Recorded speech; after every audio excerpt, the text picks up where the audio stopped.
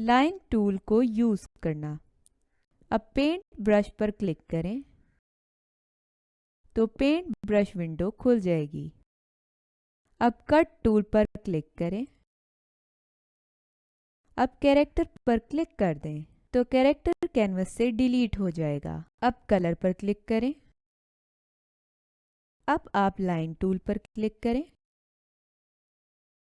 अब लाइन की विड्थ पर क्लिक करें। अब अपने माउस पॉइंटर को कैनवस पर ड्रैग करें। अब पिक्चर को कंप्लीट करने के लिए कुछ और लाइन भी ड्रॉ करें।